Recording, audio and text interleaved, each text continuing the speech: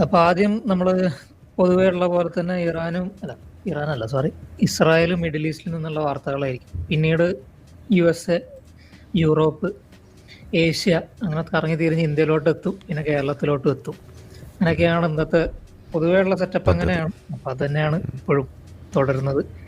ആദ്യത്തെ വാർത്ത എന്ന് പറയുന്നത്, ഇറാന് തായ്ലൻഡിൽ നിന്ന് തായ്ലൻഡ് എന്ന് പറയുന്ന രാജ്യത്ത് നിന്ന് കുറെ പേര് പല രാജ്യങ്ങളിലും ജോലി എടുക്കുന്ന ആൾക്കാരുണ്ട്. ഇപ്പോൾ നമ്മുടെ നോർഡിക് കൺട്രീസിലാണെങ്കിൽ യൂറോപ്പിലൊക്കെ ആണെങ്കിലൊക്കെ ഇവിടെ ഈ സീസണലായിട്ട് വർക്ക് ചെയ്യുന്ന ആൾക്കാരുണ്ട്. അതായത് ഇവിടെ ഈ ബെറീസ് ഒക്കെ പറിക്കാൻ വേണ്ടി പ്രത്യേക സീസൺ വരും. ആ സീസണിൽ ബെറീസ് പറിക്കാൻ വേണ്ടി മാനുവൽ ലേബേഴ്സിനെ പൊതുവെ എടുക്കാറുള്ള സൗത്ത് ഈസ്റ്റ് ഏഷ്യയിൽ നിന്നിട്ടാണ്. പൊതുവെ ഈ തായ്ലൻഡിൽ നിന്നിട്ടാണ്. തായ്ലൻഡിൽ ഈ ആൾക്കാർക്ക് പിന്നെ ഈ ഗൾഫ് പോലെ പോയി വരുന്ന ഒരു മേഖലയാണ്. നമ്മുടെ നാട്ടിൽ നിന്ന് ഏതുപോലെയാണ് ഗൾഫ് പോകണത്, അതേപോലെ തായ്ലൻഡുകാർ വന്നു പോണ സ്ഥലമാണ് യൂറോപ്പ്. സൗത്ത് ഈസ്റ്റ് ഏഷ്യ പൊതുവേ ഉണ്ട്. അപ്പോൾ ആ ഒരു ട്രെൻഡ് പ്രത്യേകിച്ച് തായ്ലൻഡിലൊരു സ്വപ്നം പോലെയാണ് ഈ നോർഡിക് കൺട്രീസ് എന്ന് പറയുന്നത്. അപ്പം അങ്ങനെ ഇസ്രായേലും ഒരു പോലുണ്ട്, അങ്ങനെ ജോലി എടുക്കാൻ വേണ്ടി പോലുണ്ട്. അപ്പൊ അവിടെ 40,000 പേര് ഇങ്ങനെ ജോലി എടുക്കുന്ന പോകുന്നതിന്റെ ഇടയിൽ ആ ആൾക്കാരെ Iran tried to pressure Thailand to pull 40,000 farm workers from Israel for exchange for October 7 hostages, report. അതായത് തായ്ലൻഡിലുള്ള ഈ 40,000 പേര് ജോലി എടുക്കാൻ പോയ ആൾക്കാരെ തായ്ലൻഡ് തിരിച്ചു വിളിച്ചിട്ടില്ലെങ്കിൽ, അല്ലെങ്കിൽ തായ്ലൻഡ് തിരിച്ചു വിളിച്ചു കഴിഞ്ഞാൽ, അല്ലെങ്കിൽ വിളിച്ചിട്ടില്ലെങ്കിൽ ഒക്ടോബർ 7 പിടിച്ചെടുത്ത ഹോസ്റ്റേഴ്സിനെ വിട്ടുകൊടുക്കില്ല എന്ന് പറഞ്ഞ രീതിയിൽ ഇറാന് തന്ത്രങ്ങൾ ഇറക്കിയിട്ടുണ്ടായിരുന്നു എന്നുള്ള റിപ്പോർട്ടുകളാണ് ഇപ്പോൾ പുറത്തു വന്നുകൊണ്ടിരിക്കുന്നത്. അങ്ങനെ ഇറാന്റെ ഒരു രീതി, ഒരു മൾട്ടി ബോർഡർ ടെററിസം എന്ന് പറയുന്ന ഒരു സംഭവം, ആ ഒരു സംഭവമാണ് ഇവിടെ നമ്മൾ കാണുന്നത്. അതിന്റെ ഒരു ഭാഗം നടന്നതാണ്. തായ്ലൻഡ് അതിന് നിന്നു കൊടുത്തില്ല, ഇസ്രായേൽ അതിന് വേണ്ട കാര്യങ്ങൾ ചെയ്തു എന്നൊക്കെയാണ് ഇവിടെ കാണുന്നത്. പിന്നെ ഒരു തായ്ലൻഡ് സിറ്റിസൺ ഇതിൽ മരണപ്പെട്ടതായിട്ടും പറഞ്ഞിട്ടുണ്ടാവും. ഈ പിടിച്ചു കൊണ്ടുപോയവരുടെ ഇടയിൽ ഒരാള് തായ്ലൻഡുകാരനായിരുന്നു, അയാളും മരണപ്പെട്ടിട്ടുണ്ടായിരുന്നു എന്നുള്ള കാര്യം അല്ലെ? തായ്ലൻഡുകാരുണ്ടായിരുന്നു എന്നാണ് പറയപ്പെടുന്നത്. കുറച്ച് തായ്ലൻഡുകാരുണ്ടായിരുന്നു എന്ന് മാത്രമല്ല, തായ്ലൻഡിലെ ആളുകൾ അവിടുന്ന് കൊന്നു തള്ളിയിട്ടുണ്ട്. നമ്മളുടെ അക്രമം നടന്ന സമയം ആ സ്ഥലത്ത് നമ്മൾ പോയി നേരിട്ട് കാണുകയൊക്കെ ചെയ്തതാണ്. നിറോസ് എന്ന് പറയുന്ന സ്ഥലത്ത്, അതുപോലെ മറ്റു പല സ്ഥലങ്ങളിലും. അതെ, ഇതാണ് സംഭവം. ഇവിടെ Islamic Republic tried to broker brace following the horrific terror attacks that saw 39 Thai citizens. 39 Thai citizens മരണപ്പെടുകയും 31 പേരെ പിടിച്ചുകൊണ്ടുപോവുകയും ചെയ്തു എന്നുള്ളതാണ്. 1200 പേരിൽ 39 പേര് തായ്ലൻഡുകാരായിരുന്നു. പിന്നെ 251 എത്ര പേരെ പിടിച്ചുകൊണ്ടുപോയവരുടെ ഇടയിൽ 31 പേര് തായ്ലൻഡുകാരായിരുന്നു എന്നുള്ളതാണ്. അപ്പൊ തായ്ലൻഡിനെ ഇത് വെച്ചിട്ട് പ്രഷർ ചെയ്യാൻ ഇറാൻ പണിയെടുത്തിട്ടുണ്ടായിരുന്നു എന്നുള്ളതാണ് പുറത്തു വരുന്ന വാർത്ത. ഇനി വേറൊരു വാർത്ത എന്ന് പറയുന്നത്, Israel unmasks Iran directed Hamas cash network in Turkey as Ankara pushes for Gaza road. ഇത് നമ്മൾ എപ്പോഴും പറയുന്ന ഒരു കാര്യമാണ്. നമ്മളെ ഇസ്ലാമിക് ആക്സിസ് എന്ന് പറയും, ഇന്റർനാഷണൽ ഇസ്ലാമിക് ആക്സിസിന്റെ ഭാഗമായിട്ട് നമ്മൾ എപ്പോഴും പറയുന്ന ഒരു കാര്യമാണ് ഇറാൻ, ടർക്കി, ഖത്തർ, പിന്നെ മുസ്ലിം ബ്രദർഹുഡ് എന്ന് പറയുന്ന അതിൻ്റെത്. ഇതിൽ മുസ്ലിം ബ്രദർഹുഡിനെ റെപ്രസെന്റ് ചെയ്യുന്ന ആൾക്കാരാണ് ഹമാസ് എന്ന് പറയുന്നത്. ഹമാസിന്റെ മദർ ഓർഗനൈസേഷനാണ്. നമ്മുടെ ഐഡിയോളജിക്കൽ ബാക്കിങ്ങും ഹമാസിനെ വാർത്തെടുത്തതും പിന്നെ മുസ്ലിം ബ്രദർഹുഡാണ്. മുസ്ലിം ബ്രദർഹുഡിന്റെ ആൾക്കാരാണ് നമ്മുടെ നാട്ടിലുള്ള ജമാഅത്ത് ഇസ്ലാമിക്കാരും. നമ്മളെ ഇന്ത്യൻ സബ് കോണ്ടിനെന്റിൽ അവർ ജമാഅത്ത് ഇസ്ലാമിക്കാരായിട്ടാണ് നിലനിൽക്കുന്നത്. സുഡാനിലെ ഗവൺമെന്റ് മുസ്ലിം ബ്രദർഹുഡിന്റെ ആണ്. പിന്നെ ഹമാസ് എന്ന് പറയുന്ന സാധനം മുസ്ലിം ബ്രദർഹുഡിന്റെ ആണ്. അങ്ങനെ പല വെസ്റ്റേൺ യൂണിവേഴ്സിറ്റീസിലും അറബി പഠിപ്പിക്കാനായിട്ടും മിഡിൽ ഈസ്റ്റേൺ അഫയേഴ്സ് പഠിപ്പിക്കാനായിട്ടും ഒക്കെ ഇവർ പോയിട്ടുണ്ട്. അങ്ങനെ ഇസ്ലാമിക് നെറ്റ്വർക്കിന് ഇന്റലക്ച്വൽ ബാക്കിംഗ് കൊടുക്കുന്ന ഒരു ആൾക്കാരാണ് ജമാഅത്ത് ഇസ്ലാമിക്കാർ എന്ന് പറയുന്നത്, അല്ലെങ്കിൽ മുസ്ലിം ബ്രദർഹുഡ് എന്ന് പറയുന്നത്. നമ്മളൊക്കെ ആ ഒരു ബാക്ക്ഗ്രൗണ്ട് വന്ന ആളാണ് ഞാനൊക്കെ. ജമാഅത്ത് ഇസ്ലാമിന്റെ ബാക്ക്ഗ്രൗണ്ട് വന്ന ആൾക്കാരാണ്. നമ്മളോടൊക്കെ ഈ പഠിച്ച് മുന്നേറാൻ വേണ്ടി അങ്ങനെ ഒരു നാരേറ്റീവ് വെക്കുന്ന ആൾക്കാരാണ്. അതായത് നമ്മൾ ഈ വൈറ്റ് കോളർ ടെററിസത്തിന്റെ ഒക്കെ ഇപ്പോഴും നമ്മൾ പറയുന്നുള്ളൂ, പക്ഷെ ഇത് തുടക്കം തൊട്ട് ഇസ്ലാമിന്റെ ഉള്ളിൽ തന്നെയുള്ള സാധനമാണ്. മുസ്ലിം ബ്രദർഹുഡ് ഏത് കാലത്ത് ഈജിപ്തിൽ വന്നിട്ടുണ്ടോ, ഓർഗനൈസ് ചെയ്ത് വന്നിട്ടുണ്ടോ, അന്ന് തൊട്ടേ ഉള്ള അവരുടെ ഒരു അജണ്ടയാണ് ഈ ഒരു വൈറ്റ് കോളർ ടെററിസം എന്ന് പറഞ്ഞ സംഭവം. ഈ സവാഹിരിന്റെ കാര്യം എടുത്ത് നോക്കിക്കഴിഞ്ഞാലും അൽഖയ്ദന്റെ കാര്യമൊക്കെ എടുത്ത് നോക്കിക്കഴിഞ്ഞു കഴിഞ്ഞാലൊക്കെ എഡ്യൂക്കേറ്റഡ് ആയിട്ടുള്ള ആൾക്കാരാണ്. അപ്പൊ ഇതൊരു പുതിയ ഫെനോമിന അല്ല വൈറ്റ് കോളർ ടെററിസം എന്ന് പറയുന്ന സാധനം.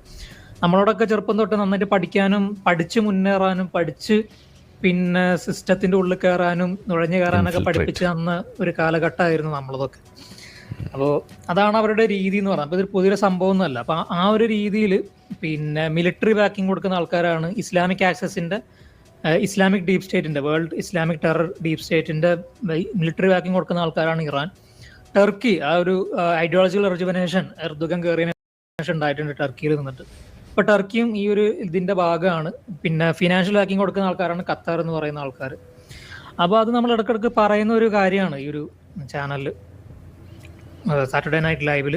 അപ്പോൾ ഇത് പറയണത് ഇപ്പോൾ ഓരോരോ കാര്യങ്ങൾ പുറത്തു വരുമ്പോൾ നമ്മൾ വീണ്ടും ഈ മൂന്നാൾക്കാർ എപ്പോഴും പല പല ന്യൂസുകൾ പുറത്തു വരികയാണ്. ഇറാൻ ഹമാസിലോട്ട് പൈസ കൊടുക്കുന്ന കാര്യങ്ങൾ ടർക്കി വഴി കൊടുക്കുന്ന പരിപാടികൾ ഇസ്രായേൽ കണ്ടെത്തി എന്നുള്ള സാധനങ്ങളാണ് ഈ ഒരു വാർത്ത സൂചിപ്പിക്കുന്നത്. അപ്പോൾ ഈ ടർക്കിനെ ഈ ഒരു ഇന്റർനാഷണൽ സ്റ്റെബിലൈസേഷൻ ഫോഴ്സിന്റെ ഭാഗമാക്കാൻ വേണ്ടി, നമുക്കെല്ലാവർക്കും അറിയാം ഗാസ പീസ് ട്രൂസിന്റെ ഭാഗമായിട്ട് ഒരു ഇന്റർനാഷണൽ സ്റ്റെബിലൈസേഷൻ ഫോഴ്സ് US-ന്റെ പിന്നെ നേതൃത്വത്തിൽ ഈ ഗാസയിൽ കൊണ്ടുവരാനുള്ള പ്ലാനാണ്. അങ്ങനെ ഭാഗികമായിട്ട് IDF-നെ മൊത്തത്തിൽ അവസാനം അവിടെ നിന്ന് മാറ്റുകയും ഈ സ്റ്റെബിലൈസേഷൻ ഫോഴ്സ് അവിടെ കൊണ്ടുവരികയും അതിനുശേഷം ഒരു ട്രാൻസിഷണൽ ഗവൺമെന്റ്, അതായത് വെസ്റ്റിനൊപ്പം നിൽക്കുന്ന ഒരു ഡെമോക്രാറ്റിക് ആയിട്ടുള്ള ലിബറൽ ആയിട്ടുള്ള ഗവൺമെന്റ്, ലിബറൽ ഡെമോക്രാറ്റിക് ഗവൺമെന്റിനെ കൊണ്ടുവരാനുള്ള പ്ലാനാണ് ഗാസയിൽ. പക്ഷെ അതിന്റെ ഭാഗമായിട്ട് ടർക്കി അതിന്റെ ഭാഗമാകാൻ വേണ്ടി കുറെ കാലമായിട്ട് നോക്കുന്നുണ്ട്. ടർക്കി നാറ്റോന്റെ ഭാഗം കൂടിയാണ്. അപ്പോൾ ടർക്കിക്ക് ആ ഒരു എന്താ പറയാ US-ന്റെ ഒരു ബാക്കിംഗ് ഉണ്ട്. ഇറാനെ നമ്മൾ ടെററിസ്റ്റ് എന്ന് വിളിക്കുന്നു, ടർക്കിനെ പച്ചക്ക് പാരം ടെററിസ്റ്റ് ആയിട്ട് വിളിച്ചിട്ടില്ല. ടർക്കി നാറ്റോന്റെ ഭാഗമായിരുന്നു. അത് എർദോഗാന്റെ മുന്നുണ്ടായിരുന്ന അത്തതുർക്ക് കൊണ്ടുവന്നൊരു സംഭവമാണ്. അത്തതുർക്കിന്റെ കാലഘട്ടത്തിലെ ഭാഗമാക്കിയതാണ്. പിന്നീട് ടർക്കി തന്നെ നിലനിന്ന് പോരാണ്. അങ്ങനെ പെട്ടെന്ന് നാറ്റോയിൽ നിന്ന് ഒരു രാജ്യത്തിനെ പുറത്താക്കാനൊന്നും പറ്റത്തില്ല. ശരി, സത്യം പറഞ്ഞാൽ ടർക്കിനെ തന്നെ പുറത്താക്കേണ്ട സമയം കഴിഞ്ഞിരിക്കുന്നു. അപ്പൊ ആ ഒരു രീതിയിൽ നിൽക്കുന്ന ഒരു രാജ്യമാണ്. അപ്പൊ ടർക്കി അങ്ങനെ ISF-ന്റെ ഭാഗമാക്കാൻ വേണ്ടിയിട്ട് എന്തായാലും ഇറാന് പറ്റത്തില്ല. അപ്പോൾ ടർക്കിയെ അതിന്റെ ഭാഗമാക്കാൻ വേണ്ടിയുള്ള കളികൾ ബാക്കിൽ നിന്ന് കളിച്ചുകൊണ്ടിരിക്കുന്നുണ്ട് ഇസ്ലാമിക് ടെറർ നെറ്റ്വർക്ക്. അപ്പോൾ അതിന് ഭാഗമാക്കാൻ പറ്റത്തില്ല. അതിനെ ശക്തമായിട്ട് അതിനെ എതിർത്തുന്ന ആൾക്കാരാണ് ഇസ്രായേൽ പറഞ്ഞിരുന്നത് ടർക്കിനെ ഒരിക്കലും ഇതിനെ ഭാഗമാക്കാൻ പറ്റത്തില്ല. പക്ഷെ US പറഞ്ഞിരുന്നത് ടർക്കി നമുക്ക് ആക്കാം എന്നൊക്കെയാണ് പറഞ്ഞിരുന്നത്. അപ്പോൾ ഇസ്രായേൽ അതിനെ ശക്തമായിട്ട് എതിർക്കാനുള്ള കാരണം ഈ പറഞ്ഞ ഇവർ ഈ ടെറർ നെറ്റിന്റെ ഭാഗമാണ് എന്നുള്ളതിന് തെളിവുകൾ ഉള്ളത് കൊണ്ട് തന്നെയാണ്. അപ്പോൾ ഇതാണ് പിന്നെ അതിന്റെ ബാക്ക് സ്റ്റോറി എന്ന് പറയുന്നത്. ഇനി നമ്മൾ അടുത്ത വാർത്തയിലോട്ട് പോകുകയാണെന്നുണ്ടെങ്കിൽ, after missile strike levelled her lab, Israeli scientist named in prestigious Nature stem. അപ്പോൾ നമ്മൾ ഈ ശാസ്ത്രീയപരമായിട്ടുള്ള ഒരു മേഖലയിൽ ഈ ഒരു 0.02% അല്ലെങ്കിൽ 0.01% ശാസ്ത്രജ്ഞരുടെ ഇടയിൽ ആരൊക്കെ വരുന്നുണ്ട്, അല്ലെങ്കിൽ ഒരു അങ്ങനെ ഒരു ഇതുണ്ട്, ഒരു എമിനന്റ് സയന്റിസ്റ്റുള്ള ഒരു ലിസ്റ്റ് ഉണ്ട്. അതിൽ പിന്നെ കുറെ സൈറ്റേഷൻ കിട്ടിയ ആൾക്കാരെയും കുറെ നല്ല പേപ്പേഴ്സുള്ള ആൾക്കാരൊക്കെയാണ് അതിൽ പെടാറുള്ളത്. അപ്പം അതിൽ ഒരാളായിട്ട് പിന്നെ വന്നൊരു സ്ത്രീനെ കുറിച്ചാണ് ഈ ഒരു ആർട്ടിക്കിൾ പറയുന്നത്. പക്ഷെ പുള്ളിക്കാരിൻ്റെ പ്രത്യേകത എന്താ വെച്ച് കഴിഞ്ഞാൽ, പുള്ളിക്കാരിൻ്റെ ലാബ് ഇറാനും ഈ 12 ദിവസം വാറുണ്ടായിരുന്നല്ലോ ഇറാനും ഇസ്രായേലും തമ്മിലുള്ള, ആ വാറിൽ പുള്ളിക്കാരിൻ്റെ ലാബ് ഈ ഇറാന്റെ ബോംബിങ്ങിൽ തകർന്നതാണ്. ഇമ്മ്യൂണോളജിയിൽ വർക്ക് ചെയ്യുന്ന ആളാണ്. അപ്പോൾ അങ്ങനെ തകർന്നിട്ടും പുള്ളിക്കാരിക്ക് ഈ നേച്ചർ ടോപ്പ് 10 വരാൻ പറ്റി എന്നുള്ളൊരു വാർത്തയാണ് ഇതിൽ പറയുന്നത്. ഇസ്രായേലിലെ ആ ഒരു ജൂതന്മാരുടെ ആ ഒരു മികവാണ് കാണിക്കുന്നത്, ആ ഒരു ശാസ്ത്രത്തിനോടുള്ള മികവ്. നമ്മളിത് മുന്നേ ചർച്ച ചെയ്തിട്ടുള്ള കാര്യമാണ്, നോബൽ പ്രൈസിന്റെ ആ ഒരു സംഭവം വാർത്ത വായിച്ച സമയത്ത്.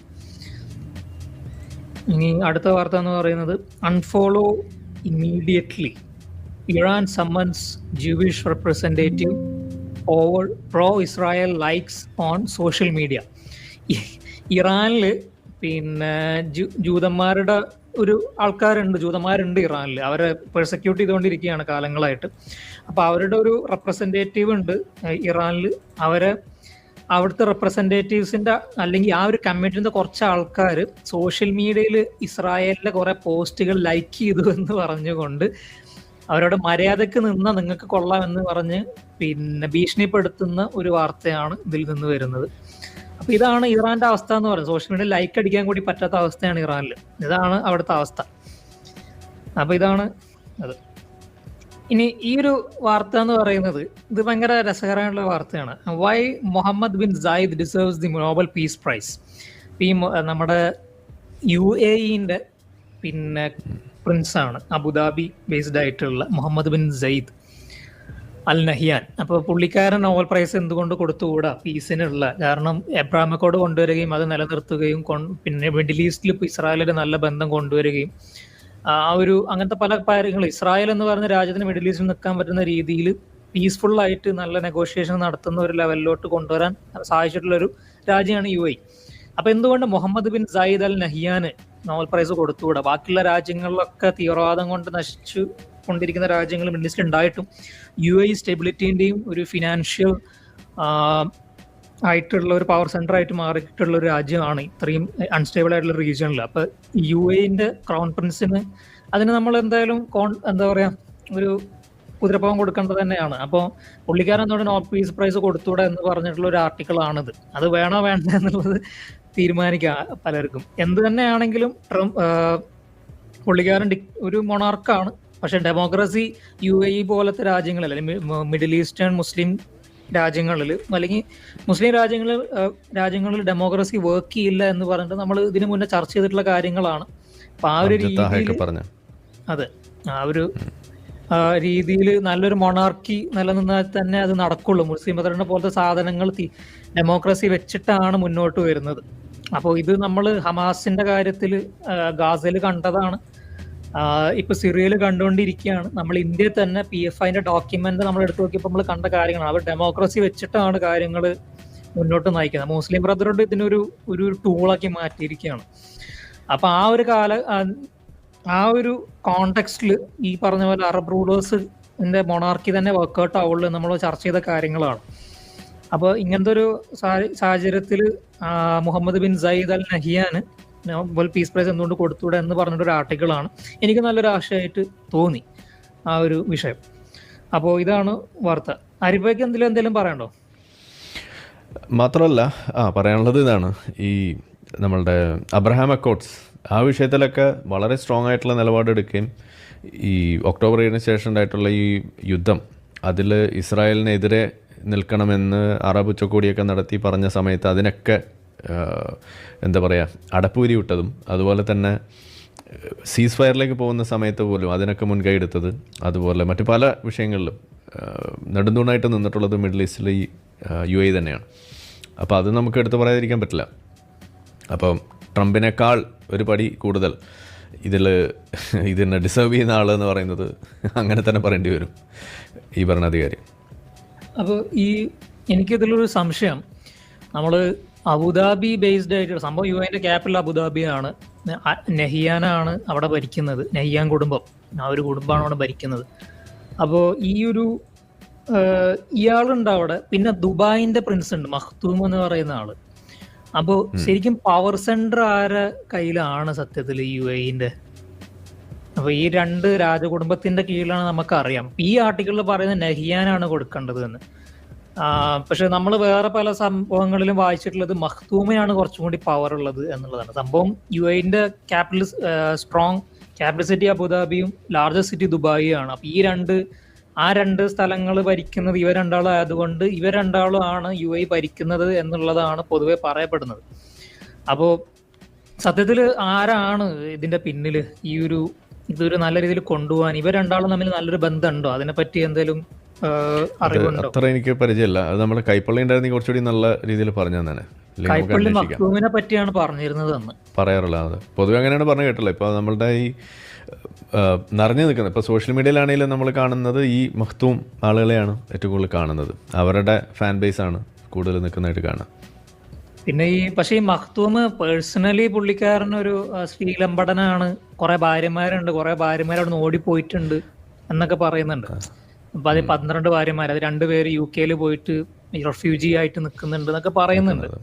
ആ ഒരു കോണ്ടെക്സ്റ്റിൽ നോക്കുമ്പോൾ നഹിയാനാണ് കുറച്ചും കൂടി അല്ലെങ്കിൽ കുറച്ചും കൂടി ഭേദപ്പെട്ട ആളെന്നാണ് എനിക്ക് തോന്നിയിട്ടുള്ളത്. പക്ഷെ ഈ പറഞ്ഞതുപോലെ ഇപ്പോ ദുബായിക്കാരെന്ന് പറഞ്ഞെടുക്കുന്ന ആൾക്കാരും ഇപ്പൊ നമ്മളെ കേരളത്തിലുള്ള UAE-ൽ ജോലി എടുക്കുന്ന ആൾക്കാരും മഖ്തൂം എന്ന് പറഞ്ഞിട്ട് കൊണ്ടടക്കൽ. നഹിയാൻ അങ്ങനെ പറഞ്ഞ് കേട്ടിട്ടില്ല. അതാണ് ഞാൻ ഈ ഒരു ആർട്ടിക്കിൾ നഹിയാനെ പറ്റിയാണ് പറഞ്ഞത്. അതാണ് ഞാൻ ചോദിച്ചത്. ഓക്കെ, അപ്പൊ അടുത്ത വാർത്തയിലോട്ട് പോവാം. Guterres condemns Houthis referral for some detained UN staff to tribunal. അപ്പോൾ അന്റോണിയോ ഗുട്ടറസ് എന്ന് പറയുന്ന യുണൈറ്റഡ് നേഷൻ സെക്രട്ടറി ജനറൽ, പുള്ളിക്കാരൻ യമൻ ഹൂത്തികളായിട്ട് ബന്ധപ്പെട്ടിട്ടുള്ള UN അതായത് ഡസൻസ് ഓഫ് UN സ്റ്റാഫ്, അതായത് എന്താ പറയുക, കുറച്ച് 50 ആ ഒരു കണക്കിൽ 40-50 പേരുള്ള ഡസൻ കണക്കിന് ഉള്ള UN സ്റ്റാഫ്, യമൻ്റെ ഹൂത്തികളായിട്ട് വർക്ക് ചെയ്യുന്ന UN സ്റ്റാഫുകളുണ്ട്. അവരെ പിന്നെ റെഫർ ചെയ്യണമെന്ന് പറഞ്ഞ് അവരെ പിന്നെ UN ഉള്ളിലോട്ട് കയറ്റാനുള്ള പരിപാടികൾ ഞാൻ സപ്പോർട്ട് ചെയ്യില്ല എന്ന് പറഞ്ഞിട്ട് അന്റോണിയോ ഗുട്ടറസ് എതിർക്കുന്ന ഒരു വാർത്തയാണ് ഇവിടെ കാണുന്നത്. സംഭവം UN എന്ന് പറയുന്ന ബോഡി ഹൈജാക്ക് ചെയ്യപ്പെട്ടിട്ടുണ്ട്. നമ്മൾ ഇതിന് മുന്നേ പറഞ്ഞു ഉണ്ട്ര എന്ന് പറഞ്ഞ കാര്യം, അതിൻ്റെയൊക്കെ വാർത്തകൾ വരുന്നുണ്ട് ഈ ഒരു വിഷയത്തിൽ. അതിൻ്റെ വേറൊരു സംഭവം കൂടിയാണ് ഇപ്പം ഈ കാണുന്നത്, ഹൂത്തികളെ വെച്ചിട്ടുള്ള. ഇതാണ് ഒരു കാര്യം. പിന്നെ ഈ ഇനിയിപ്പോൾ ഗാസ പീസ് ഫോഴ്സിനെ പറ്റി തന്നെയാണ് അടുത്ത വാർത്ത. അതായത് ഈ ഇന്റർനാഷണൽ സ്റ്റെബിലൈസേഷൻ ഫോഴ്സിന്റെ ഭാഗമായിട്ട് ട്രംപ് കുറച്ച് മുസ്ലിം രാജ്യങ്ങളെ കൂടെ കൂട്ടാനുള്ള പ്ലാൻ ഉണ്ട്. കാരണം നമ്മൾ ഈ ബാക്കി മുസ്ലിങ്ങളല്ലാത്ത രാജ്യങ്ങളെ കൂടെ കൂട്ടുമ്പോൾ പിന്നെ ഇവിടെ മുസ്ലിങ്ങൾ കൂടി ഒച്ചപ്പാടും ബഹളമൊക്കെ ഉണ്ടാക്കും. അതെന്തായാലും ഉണ്ടാക്കും. അപ്പോൾ ആ ഒരു കുറച്ചും കൂടി ഒരു എന്താ പറയുക ക്രെഡിബിലിറ്റി ഉണ്ടാക്കാൻ വേണ്ടിയിട്ട് കുറച്ച് മുസ്ലിം രാജ്യങ്ങൾ സ്റ്റെബിലൈസേഷൻ ഫോഴ്സിന്റെ ഭാഗമാക്കാൻ മാറ്റി നോക്കുന്നുണ്ട്. അപ്പോൾ സ്റ്റെബിലൈസേഷൻ ഫോഴ്സിന്റെ കാര്യം പറഞ്ഞപ്പോൾ ആദ്യമായിട്ട് അതിനെ സപ്പോർട്ട് ചെയ്ത് മുന്നോട്ട് വന്നത് ഇന്തോനേഷ്യയും അസർബൈജനുമാണ്.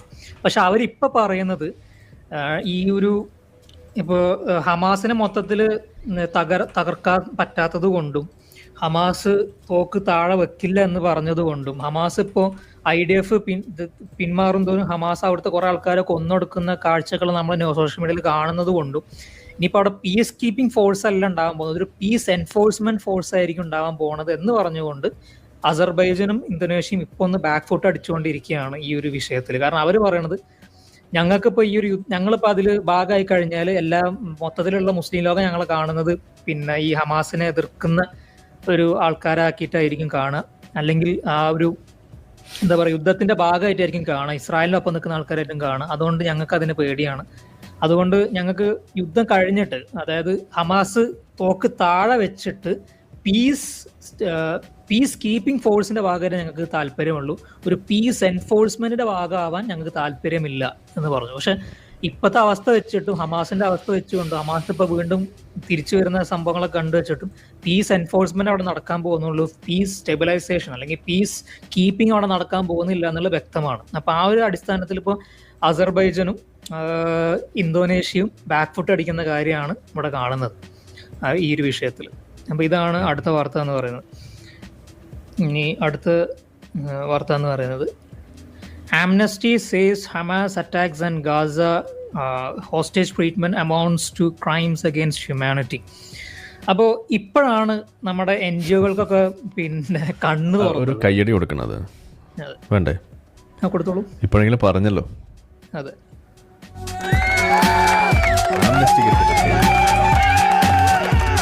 ടൈറ്റിലൊന്ന് കാണിച്ചു മനസ്സിലാവില്ല എന്തിനാ കയ്യടി. Amnesty says Hamas attacks and Gaza hostages treatment amount to crimes against humanity. Okay, Amnesty വരെ പറഞ്ഞു, അങ്ങനെയല്ലേ? അതെ. ഓക്കെ.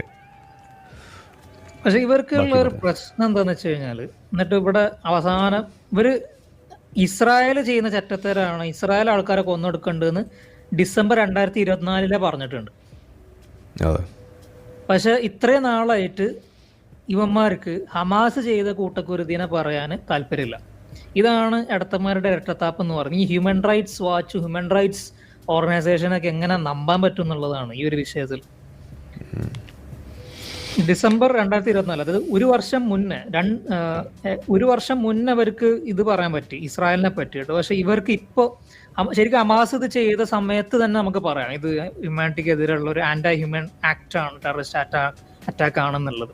പക്ഷെ അത് പറയാതെ ആ തുടക്കം തൊട്ട് ഇസ്രായേലിനെ എതിർക്കുകയും എന്നിട്ട് യുദ്ധമൊക്കെ കഴിഞ്ഞിട്ട് എല്ലാം കഴിഞ്ഞിട്ട് എന്താ പറയാ പൂരം കഴിഞ്ഞ് വെടിവെപ്പും കഴിഞ്ഞു എല്ലാം കഴിഞ്ഞിട്ടാണ് എന്താ പറയാ ആയനെ എഴുന്നള്ളിക്കുന്നത് പറയുന്ന പോലത്തെ സംഭവങ്ങളാണ് ഇപ്പോൾ അംനസ്റ്റിന്റെ കയ്യിൽ നിന്നൊക്കെ നമ്മൾ കാണുന്നത്. ഇതാണ് ഇരട്ടത്താപ്പ് എന്ന് പറയുന്നത്. അല്ലെങ്കിൽ ഇപ്പോൾ ഇതൊരു എന്താ പറയാ ലാപ്പിസില് അല്ല എന്താ പറയാ ഏരിയ മറന്നു, ഒരു സാധനം ഉണ്ടല്ലോ അതിന്. ഓക്കെ, ഒരു പേര് പറയാം, അതെല്ലാം കഴിഞ്ഞിട്ടാണ് ഇത് പറയുന്ന ഒരു അവസ്ഥ. ലാറ്റിൻ്റെ ഒരു പേര് പറയുന്നതിന് പേര് മറന്നുപോയി. Okay, fait accompli. അതെ, ലാറ്റിനിൽ ഫെയ്റ്റ് അക്കോംപ്ലി എന്ന് പറയും, ആ സാധനമാണ്. അപ്പൊ ഇതാണ് അവിടുത്തെ അവസ്ഥ. ഇനി അടുത്തത്, Israel approves nearly 800 housing units in 3 west bank settlements. ഇതൊരു സംഭവമാണ്. അതായത് നമ്മുടെ ഈ ഇസ്രായേല് വെസ്റ്റ് ബാങ്കും ഗാസയും അവിടെ ഗാസയിൽ ഇപ്പം ഇങ്ങനത്തെ അവസ്ഥകളാണ് നടന്നുകൊണ്ടിരിക്കുന്നത്. വെസ്റ്റ് ബാങ്കിൽ ഈ പറഞ്ഞ പോലെ പലസ്തീൻ അതോറിറ്റീൻ്റെ പൈസ കൊടുത്തിട്ട് ആൾക്കാരെ കൊല്ലുന്ന പരിപാടികൾ നമ്മൾ ഇതിനു മുന്നേ ചർച്ച ചെയ്തിട്ടുള്ള കാര്യമാണ്.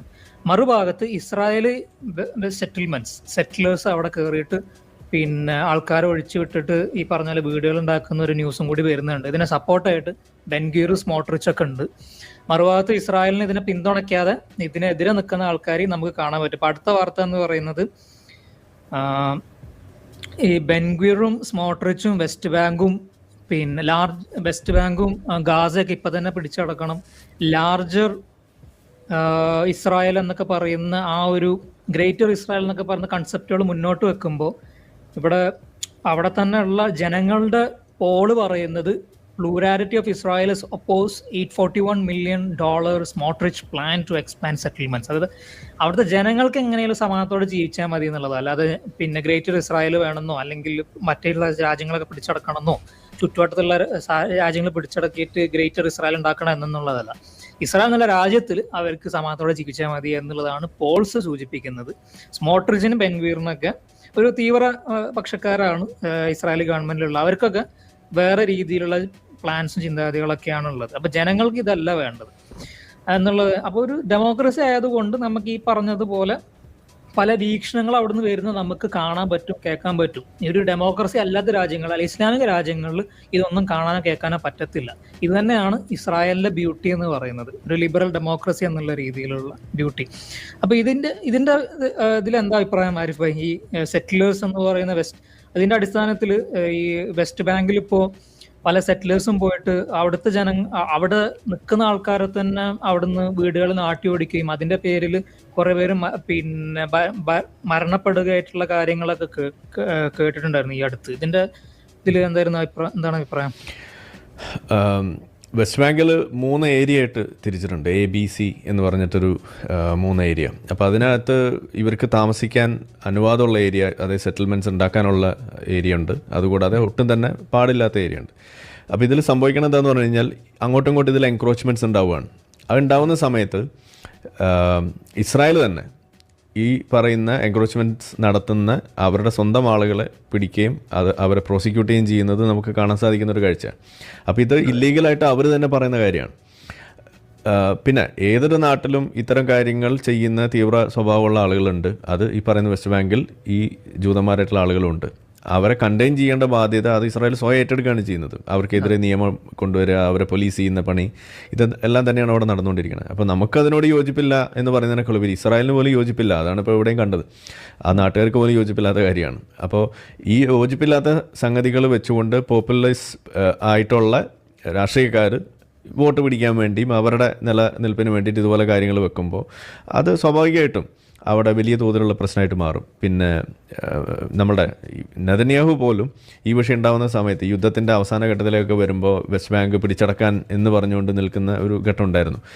ഇനി വെസ്റ്റ് ബാങ്ക് പിടിച്ചടക്കാൻ പാടുണ്ടോ ഇല്ലയോ എന്ന് ചോദിച്ചു കഴിഞ്ഞാൽ അതിനുള്ള എല്ലാ റൈറ്റും ഇസ്രായേലിനുണ്ട്, ഔദ്യോഗികമായിട്ട് പറയുകയാണെന്നുണ്ടെങ്കിൽ. കാരണം ഈ ABC ഒന്നും പാലിക്കേണ്ട ബാധ്യത നിലവിൽ ഇസ്രായേലിനില്ല. പക്ഷേ എന്നിട്ടും അവർ പാലിക്കുന്നു എന്ന് വേണമെങ്കിൽ പറയാം. കാരണം ഈ സാധനം ഇത് പറഞ്ഞു വെക്കുന്ന സമയത്ത് അതിൻ്റെ ബാക്കി പാലിക്കേണ്ട ഒരു കാര്യം കൂടി ഉണ്ടായിരുന്നു. അവിടെ ഇപ്പോഴും വോയിഡാണ്.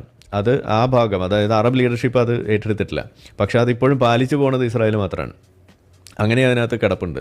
പക്ഷേ എന്നിട്ട് പോലും അത് സ്റ്റോപ്പ് ചെയ്ത് അങ്ങനെ ചെയ്യുന്നത് ശരിയല്ല എന്നുള്ള രീതിയിൽ നിലനിൽക്കുകയും അത് പീസിന് വേണ്ടിയിട്ട് നിലനിൽക്കുകയും ചെയ്യുന്ന ഒരു അവസ്ഥയാണ് നമ്മൾ കണ്ടുകൊണ്ടിരിക്കുന്നത്.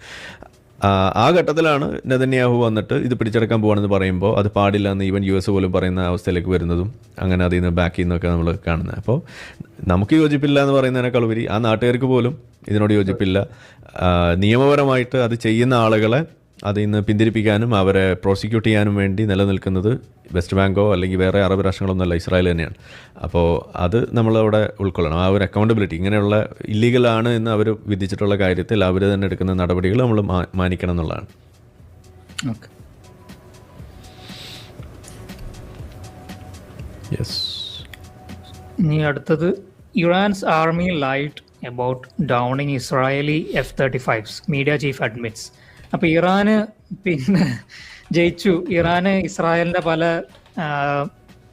ഇതിനൊക്കെ എന്താ പറയുക, ഈ പറഞ്ഞ പോലെ പ്ലെയിനുകളൊക്കെ അടിച്ച് നിരപ്പാക്കി എന്നൊക്കെ പറഞ്ഞ് കുറേ ഇടത്തന്മാരും വോക്സ്റ്റേഴ്സൊക്കെ ഇവിടെ പിന്നെ എന്താ പറയുക ഇങ്ങനെ നടന്നിട്ടുണ്ടായിരുന്നു, ബോംബ് പൊട്ടിച്ച് നടന്നിട്ടുണ്ടായിരുന്നു.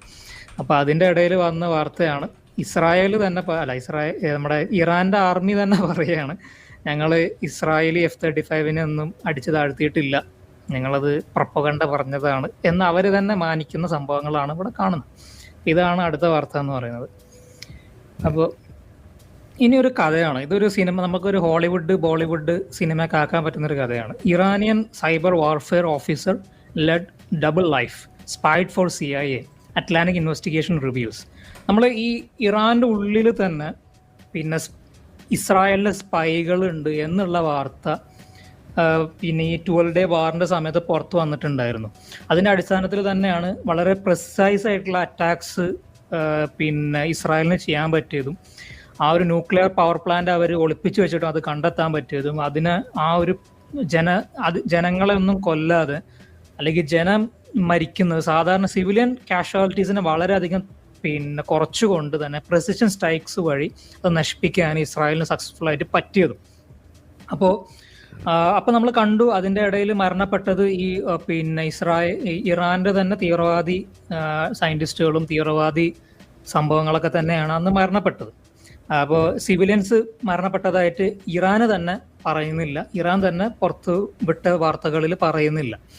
അപ്പോൾ അതിനുള്ള കാരണം ഇറാൻ്റെ ഉള്ളിൽ തന്നെ ഇസ്രായേലിന് വേണ്ടിയിട്ടും CIA വേണ്ടിയൊക്കെ പ്രവർത്തിക്കുന്ന ആൾക്കാർ ഉണ്ട് എന്നുള്ളതാണ്. അതിൽ ഒരാളുടെ കഥ ഇപ്പോൾ പുറത്ത് വന്നിരിക്കുകയാണ്. CIA വേണ്ടി വർക്ക് ചെയ്തിരുന്ന ഒരാളാണ്.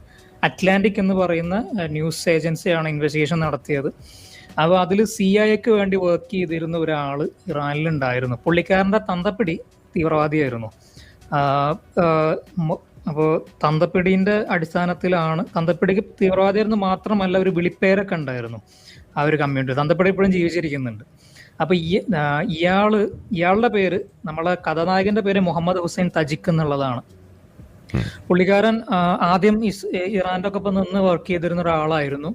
പിന്നെ ഹൂത്തികളൊക്കെ ആയിട്ട് ബന്ധം ഉണ്ടായിരുന്നു, ഹെസ്ബുള്ളായിട്ട് ലെബനോനത്തെ ഹെസ്ബുള്ളായിട്ട് ബന്ധം ഉണ്ടായിരുന്നു. അതിന്റെ അടിസ്ഥാനത്തിൽ പുള്ളിക്കാരനെ ആയിരുന്നു ഹെസ്ബുള്ളായിട്ട് കോണ്ടാക്ട് ചെയ്യാനൊക്കെ ഇറാൻ വിട്ടിരുന്നത്. അപ്പോൾ ഹെസ്ബുള്ളയാണ് പിന്നെ ഇറാൻ്റെ പ്രോക്സി ആണെന്നുള്ള കാര്യം എല്ലാവർക്കും അറിയാമെന്ന് വിചാരിക്കുന്നു.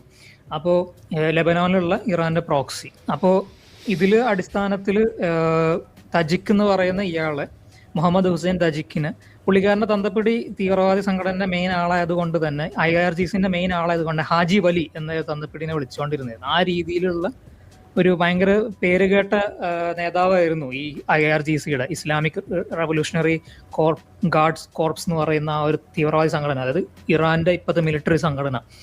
അതിന്റെ വലിയൊരു നേതാവായിരുന്നു ഹാജി വാലി.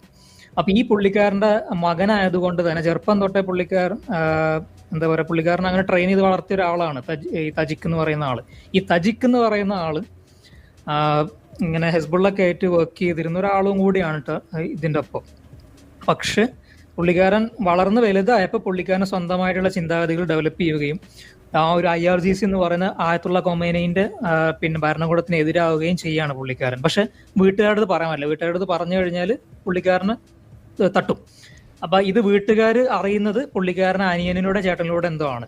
അത് അറിയുകയും അച്ഛന് ഇത് അറിയുന്നു, ഹാജി വാലി ഇത് അറിയുന്നു. ഹാജി വാലി അപ്പോൾ ഇതിന്റെ ഇടയിൽ ഇത് പുറത്തു വരുന്നുള്ള സമയത്ത് തജിക്ക് തുർക്കിയിലോട്ട് രക്ഷപ്പെടാൻ നോക്കുന്നു. പക്ഷെ തന്തപ്പിടി അറിയുന്നു ഹാജി വാലി, എന്നിട്ട് പുള്ളിക്കാരനെ കൊന്നു കളയുന്ന ഒരു കഥയാണ് ഈ കഥ എന്ന് പറയുന്നത്. ഇതാണ് ഓരോ എക്സ് മുസ്ലിമിന്റെ കഥ എന്ന് പറയുന്നത്. പ്രത്യേകിച്ച് ഈ ജമാഅത്ത് ഇസ്ലാമി സംഘടനകൾ അല്ലെങ്കിൽ സലഫി സംഘടനകളിലൊക്കെ ഉള്ള എക്സ് മുസ്ലിങ്ങളെ കഥ എന്ന് പറയുന്നത് ഇതാണ്. പുറത്ത് വന്നു കഴിഞ്ഞാൽ എപ്പോൾ പൂട്ടെന്ന് പറയാൻ പറ്റില്ല, ചിലപ്പോൾ സ്വന്തം കുടുംബക്കാരെ തന്നെ ആയിരിക്കും പൂട്ടാൻ വരുന്നത്. ഇതാണ് കഥ എന്ന് പറയുന്നത്. അപ്പോൾ ഇതാണ് ഒരു സിനിമ മോഡൽ കഥയാണ്. നമുക്ക് സിനിമയാക്കാൻ പറ്റുന്ന ഒരു കഥയാണ്. ഇനി അടുത്തത് എന്ന് പറയുന്നത് Iraq must free itself from Iran or risk losing US aid, congressman wants. ഈ ഇറാഖ് എന്ന് പറയുന്ന രാജ്യം പണ്ട് സദ്ദാം ഹുസൈൻ ഭരിച്ചിരുന്ന രാജ്യം, ആ സദ്ദാം ഹുസൈൻ ഭരിച്ചിരുന്ന കാലഘട്ടത്തിൽ പിന്നീട് US ആയിട്ട് പ്രശ്നങ്ങൾ ഏർപ്പെടുകയും ചരിത്രത്തിലോട്ട് ഇപ്പോൾ പോകുന്നില്ല, നമുക്ക് പിന്നെ ചർച്ച ചെയ്യാം. അപ്പോൾ ഇറാഖിൽ സദ്ദാം ഹുസൈൻ മരണപ്പെട്ടതിന് ശേഷം എന്താ പറയുക, US-ന്റെ പിന്നെ സോൾജേഴ്സ് ഒക്കെ ഉണ്ടായിരുന്ന സമയത്ത് പിന്നീട് ആ ട്രാൻസിഷൻ ചെയ്ത് വന്നപ്പോൾ ഇറാഖിൽ പിന്നെ ഭരണകൂടമായി വന്നത് ഷിയ ഭരണകൂടമാണ്. ഒരു ഷിയ മിലിഷ്യ ഭരണകൂടമാണ് അവിടെ ഉണ്ടായി വന്നത്. കാരണം അവിടെ മെജോറിറ്റി ആയി ഉണ്ടായിരുന്നത് പിന്നെ ഷിയാക്കളായിരുന്നു. പക്ഷെ സദ്ദാം ഹുസൈൻ സുന്നി ആയിരുന്നു. സദ്ദാം ഹുസൈൻ്റെ faction Baath party Sunni party ആയിരുന്നു. അപ്പോൾ അതിനെ തകർന്നപ്പോൾ അവിടെ ഷിയ മിലിഷ്യയാണ് പിന്നെ ജയിച്ചു കയറിയത്. അതിൻ്റെ പിന്നിൽ ഇറാനായിരുന്നു എന്നുള്ളതും കൂടി പറയുന്നുണ്ട്. അപ്പോൾ ഇറാനാണ് ഇപ്പോൾ ഇറാഖിനെ പ്രോക്സി വഴി ഭരിച്ചുകൊണ്ടിരിക്കുന്നത് എന്നുള്ളതാണ് പറയുന്നത്. അപ്പോൾ ഇറാഖിന് US-ന്റെ സപ്പോർട്ട്, പിന്നീട് US സോൾജേഴ്സ് ഒക്കെ അവിടെ നിന്ന് പിന്മാറി. ആ ഒരു ഗ്യാപ്പ് കയറിയിട്ടാണ് ഇറാൻ കയറി കളിച്ചത്. ആ ഗ്യാപ്പിൽ ഐസിസും കയറി കളിച്ച് ഐസിസ് ഒക്കെ ഉണ്ടായി വന്ന പിന്നീട് ചരിത്രമാണ്. അപ്പോൾ ഇതിൻ്റെ ഇടയിൽ ഇനി ഇറാഖ് എന്ന് പറയുന്ന ആ ഒരു രാജ്യത്തിന് ഫണ്ടിങ് കൊടുക്കുന്നുണ്ട് US. പിന്നെ ആ ഒരു മോറൽ റെസ്പോൺസിബിലിറ്റി ഉള്ളത് കൊണ്ട് തന്നെ, അവിടെ യുദ്ധം ചെയ്ത ആൾക്കാരായതുകൊണ്ട് മോറൽ റെസ്പോൺസിബിലിറ്റി ഉള്ളത് കൊണ്ട് തന്നെ ഫണ്ടിങ് കൊടുക്കുന്നുണ്ട്, US aid കൊടുക്കുന്നുണ്ട്. അപ്പോൾ അത് ഇനി തുടരണമെന്നുണ്ടെന്നുണ്ടെങ്കിൽ ഇറാഖ് ആദ്യം ഇറാനിൽ നിന്ന് രക്ഷപ്പെടണം എന്നുള്ളതാണ് ഇപ്പോൾ US-ലെ ട്രംപ് ഭരണകൂടം പറയുന്നത്. ഇങ്ങനത്തെ കുറേ കാര്യങ്ങൾ ട്രംപ് ഭരണകൂടത്തിനോട് എനിക്ക് യോജിപ്പുണ്ട്. കാരണം ഉള്ളത് പച്ചക്ക് ഉള്ളത് പോലെ പറയുന്നുണ്ട് എന്നുള്ളതാണ്. ഇനി അടുത്ത വാർത്ത എന്ന് പറയുന്നത് ഇറാനിലുള്ളത്, Iran arrests Nobel piece prize laureate Narges Mohammadi, supporters. ഈ നർഗീസ് മുഹമ്മദി എന്ന് പറയുന്ന പുള്ളിക്കാരി നോബൽ പീസ് പ്രൈസ് ഇതിന് മുന്നേ കൊടുത്തിട്ടുള്ള ഒരാളാണ് ഇറാനിലുള്ള. അപ്പോൾ പുള്ളിക്കാരി പറഞ്ഞതുപോലെ സ്ത്രീ വിമോചനത്തിന് വേണ്ടിയിട്ട് ഇറാനിലുള്ള സ്ത്രീകൾക്കെതിരെയുള്ള ഹിജാബ് ധരിക്കാത്തവരൊക്കെ ആസിഡ് അറ്റാക്ക് ചെയ്തോളൂ എന്ന് പറഞ്ഞിട്ടുള്ള ഒരു ഫത്വയൊക്കെ ഇറക്കിയിട്ടുള്ള രാജ്യമാണ് ഇറാൻ എന്ന് പറഞ്ഞാൽ. അത്രയ്ക്ക് മനസ്കതയുള്ള സ്ത്രീ വിമോചനത്തിന്റെ രാജ്യമാണ്. അത് ഇടത്തന്മാരുടെ ഇഷ്ടപ്പെട്ട രാജ്യമാണ് കേട്ടോ. അപ്പോൾ ഈ ഒരു രാജ്യത്തിൽ നർഗീസ് മുഹമ്മദ് എന്ന് പറയുന്ന പുള്ളിക്കാരി ഈ പറഞ്ഞ പോലെ കാര്യങ്ങൾ പറയുകയും അവിടുത്തെ ഭരണത്തിനെതിരെ പോരാടുകയും എഴുത്തുകളിലൂടെയും അങ്ങനെയാണ് പോരാടിയിട്ടുള്ളത്. വയലൻസിലൂടെ അല്ല, എഴുത്തുകളിലൂടെ പോരാടുകയും സ്ത്രീ വിമോചനത്തിന് വേണ്ടി പോരാടുകയൊക്കെ ചെയ്ത ഈ പുള്ളിക്കാരിയെ ഒളിവിലെ പുള്ളിക്കാരിക്ക് എന്താ പറയുക, പുള്ളിക്കാരി ഇപ്പം അറസ്റ്റ് ചെയ്യപ്പെട്ടു എന്നുള്ളതാണ് പുറത്തു വരുന്ന വാർത്ത. അപ്പോൾ ഇത്രയും കാലം എന്തോ ഡിറ്റൻഷനിലോ ഒളിവിലെന്തോ ആയിരുന്നു, പുള്ളിക്കാരിനെ ഇപ്പം അറസ്റ്റ് ചെയ്തു എന്നുള്ളതാണ് വാർത്ത. അപ്പോൾ ഈ നോബൽ പീസ് പ്രൈസ് കൊടുത്തു എന്ന് പറയുമ്പോഴും നോബൽ പീസ് പ്രൈസ് സ്വന്തം കൈകൊണ്ട് വാങ്ങാൻ പുള്ളിക്കാരിക്ക് നോർവേയിൽ പോകാൻ പറ്റിയിട്ടില്ല എന്നുള്ളതാണ്. അപ്പോൾ നോബൽ ലോറിയേറ്റ് ആണ്, പക്ഷെ ഇതുവരെ അവാർഡ് കൈ കിട്ടില്ല. കാരണം പിന്നെ ഇറാനിൽ ഒളിവിൽ ജീവിക്കുന്നത് കൊണ്ട് തന്നെ. അപ്പോൾ പക്ഷെ അത് ഒളിവിൽ നിന്ന് കണ്ടെത്താൻ പറ്റി, ഇപ്പോൾ ഈ ജയിലിലായി എന്നുള്ളതാണ്. ചിലപ്പോൾ ഇപ്പം അടുത്ത് തന്നെ പുള്ളിക്കാരിൻ്റെ പിന്നെ കാണാണ്ടാവും ഇപ്പം അടുത്ത് തന്നെ. കാരണം ഇറാന്റെ പരിപാടികൾ അങ്ങനെയാണല്ലോ. ഇപ്പോൾ ഈ നമ്മളിപ്പോൾ വായിച്ച തജിക്കിന്റെ കഥ അങ്ങനെ തന്നെ ആയിരുന്നു, കാണാതാവാണ് ചെയ്തത്. അപ്പോൾ ശവശരീരം കൂടി കണ്ടെത്തിയിട്ടില്ല എന്നുള്ളതാണ് തജിക്കിന്റെ കഥ എന്ന് പറയുന്നത്. ഇതാണ് ഇറാന്റെ അവസ്ഥ. ഇനി former Iraqi president Barham Salih to lead UN refugee agency. ഇതൊരു എന്താ പറയുക, നമ്മൾ സദ്ദാം ഹുസൈന് ഇറാഖിൽ വരുന്നതിൻ്റെ മുന്നേ ഇറാഖിലുണ്ടായിരുന്ന ഭരണകൂടത്തിൻ്റെ ഒരു പ്രസിഡന്റ് ആയിരുന്നു ബർഹാം സാലിഹ് എന്ന് പറയുന്ന ആള്. പുള്ളിക്കാരൻ സദ്ദാം ഹുസൈൻ ഇറാഖിൽ ഭരണത്തിൽ കയറിയതിനു ശേഷം ഒളിവിലായിരുന്നു. അവിടുന്ന് അസൈലം സീക്ക് ചെയ്ത് വേറെ വെസ്റ്റേൺ രാജ്യത്തിലായിരുന്നു ജീവിച്ചുകൊണ്ടിരുന്നിരുന്നത്. ഇന്നിപ്പോൾ ഇറാഖ് എന്താ പറയുക, അപ്പോൾ അങ്ങനത്തെ ഒരാളാണ് ബർഹാം സാലിഹ്. ഇന്നിപ്പോൾ പുള്ളിക്കാരന് United Nations High Commission for Refugees ആയിട്ട് നിയമിച്ചിട്ടുണ്ട് എന്നുള്ളതാണ്. അപ്പോൾ ഇതാണ് സംഭവം, ഒരു വാർത്ത എന്ന് പറയുന്നത്. അപ്പോൾ പുള്ളിക്കാരന് ഈ സദ്ദാം ഹുസൈന് എതിരാവാൻ കാരണം പുള്ളിക്കാരൻ കുർദായിരുന്നു. കുർദുകളിലൊപ്പം നിന്ന് ജോലി എടുക്കുന്ന ആൾക്കാരായിരുന്നു. സദ്ദാം ഹുസൈന് ഭരണത്തിൽ കയറിയതിനു ശേഷം കുർദുകളെയും യസീദികളൊക്കെ പിന്നെ കൊന്നൊടുക്കുന്ന സംഭവങ്ങളായിരുന്നു അവിടെ അരങ്ങേറിയിരുന്നത്. അങ്ങനെയായിരുന്നു പുള്ളിക്കാരൻ പിന്നെ ഷിയാക്കളെയും അങ്ങനെയായിരുന്നു അവർ ഭരണകൂടം നിലനിർത്തിയിരുന്നത്. അപ്പോൾ അന്ന് ഓടിപ്പോയ ഒരാളാണ് ഈ സാലിഹ് എന്ന് പറയുന്ന ആൾ. ഇപ്പം അയാൾ UNHCRന്റെ പ്രസിഡന്റായിട്ട് നിയമിക്കപ്പെട്ടിട്ടുണ്ട് എന്നുള്ളതാണ് കാണുന്നത്. ഇതാണ് വേറൊരു വാർത്ത എന്ന് പറയുന്നത്. ഇനി എനിക്ക് ചോദിക്കാനുള്ളത് എന്താ പറയാ, ഗാസയിൽ പടച്ചോൻ കാക്കും. ഞാനിപ്പോൾ നമ്മൾ ഈ ഗാസേൻ്റെ വാർത്തകളൊക്കെ ഇവിടെ ഇങ്ങനെ പറയുമ്പോഴേ, നമ്മൾ ഈ ഇസ്രായേലിൻ്റെ കാര്യങ്ങളും ഹമാസിൻ്റെ കാര്യങ്ങളും കൂടെ പറയുമ്പോഴേ ഗാസേന്റെ കുട്ടികൾ ചത്തിന് നിന്നോട് പടച്ചോൻ ചോദിക്കടാന്നൊക്കെ പറഞ്ഞിട്ട് ഇവിടെ കുറെ കമന്റുകൾ കാണാറുണ്ട്. അപ്പോൾ എനിക്ക് ചോദിക്കണത്, എന്നിട്ട് ഇത്രയൊക്കെ കമന്റ്സ് ഉണ്ടായിട്ടും torrential rain flooded Gaza tents and baby died of exposure medic says, അങ്ങോട്ട് തീരണില്ലല്ലോ ഗാസേന്റെ ദുരനുഭവങ്ങൾ എന്നുള്ളതാണ്. പടച്ചൻ എന്ത് വരുന്ന സംരക്ഷിക്കാതെന്ന് എനിക്ക് മനസ്സിലാവണില്ല. ഇപ്പൊ അടുത്തവിടെ ഇസ്രായേലിനെ കൊണ്ട് ശിക്ഷിച്ചു, ഇപ്പൊ മഴ കൊണ്ട് ശിക്ഷിക്കുന്നു. മഴ കൊണ്ട് പരീക്ഷണമാണ്. അങ്ങ് പടച്ചവന് തീരെ കരുണല്ല കേട്ടോ. എന്ത് പടച്ചവനാണ് വരുന്നത് എനിക്ക് മനസ്സിലാവണില്ല. എന്ത് ഇതിനേക്കാൾ എത്ര ഭേദമാണ് മിത്തായിട്ടുള്ള ഗണപതി എന്നുള്ളതാണ്.